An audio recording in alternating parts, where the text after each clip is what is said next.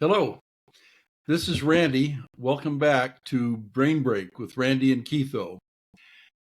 I wanted to take the next three episodes and tell some stories about stake dances. Stake spelled Stake, and a stake is a group of congregations in the Church of Jesus Christ of Latter-day Saints. When I was growing up, we had, 6 or 8 wards in our stake, and when I was a boy, there was one stake. And as I got a little older, we had 2 stakes. I think when I got married, we finally had 3 stakes in Tucson. I don't know how many there are now, but I know there's a temple.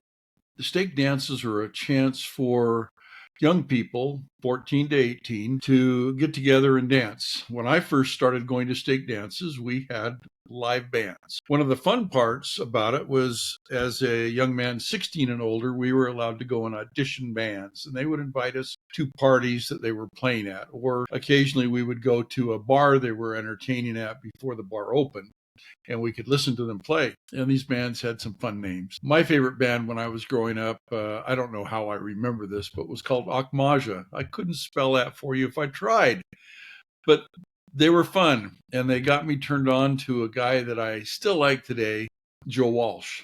The reason is they played a fun riff called Funk 49. I still think that song rocks. Kind of a weird 67-year-old, because it's not unusual for me, either by myself or if my grandkids are around, I'll do it with them. I start listening to AC/DC and James Gang and all kinds of fun stuff.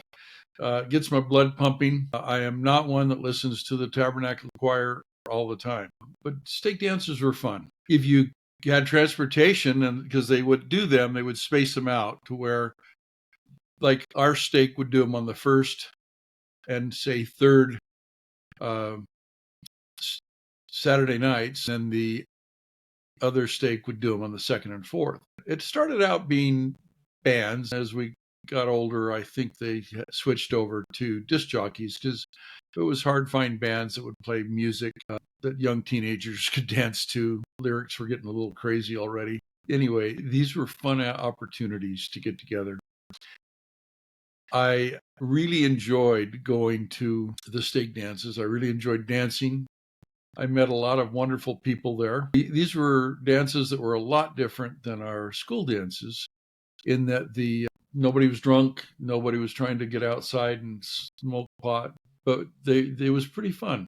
We had good times. A friend of mine on Facebook, somebody I really admired, the other day posted a question, said, "Who remembers the stake dances that they used to hold at Elcon Mall for New Year's Eve?" We would rent New Year's Eve, Elcon Mall, and they would have 2 or 3 different bands playing at different places. They were far enough apart that they weren't interfering with each other.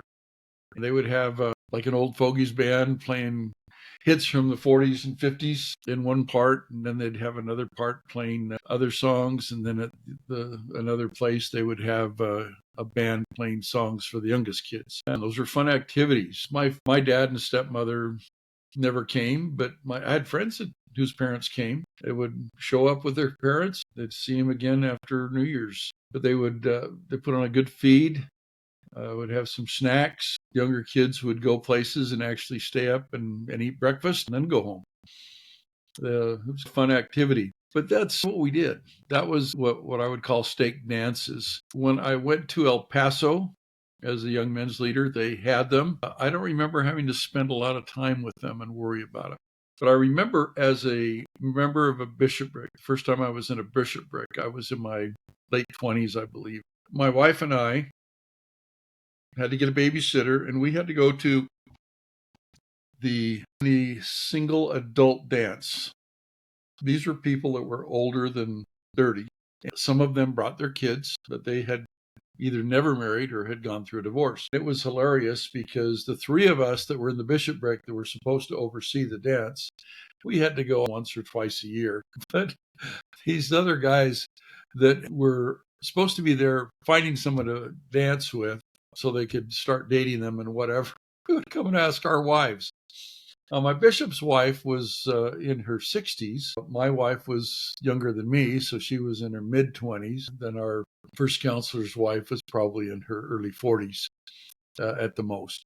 But we always thought it was hilarious. The first time we went, the three men sat together and then the women sat together, and we got tired of fighting off these guys and say, no, she's taken. So we had to sit boy, girl to protect the wives. Not that there was anything wrong, but we wanted them to dance with someone that would help them get out of their single state, as opposed to dancing with our wives. So it was kind of interesting. We thought it was actually pretty hilarious.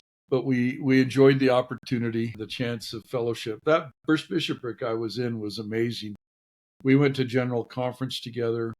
We did a lot of things together. In fact, the first General Conference we went to, we stayed at I want to say it was a travel lodge. It was behind the tabernacle. We had tickets to, I want to say, 4 of the 5 sessions. We would walk over and go to those sessions. Our wives would meet us, say, for the second session.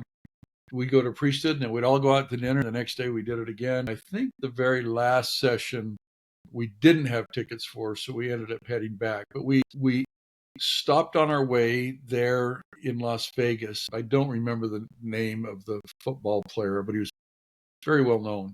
I recognized him immediately. I am not a sports fan, but he was our server, and we went into one of these places that had a deal on prime rib.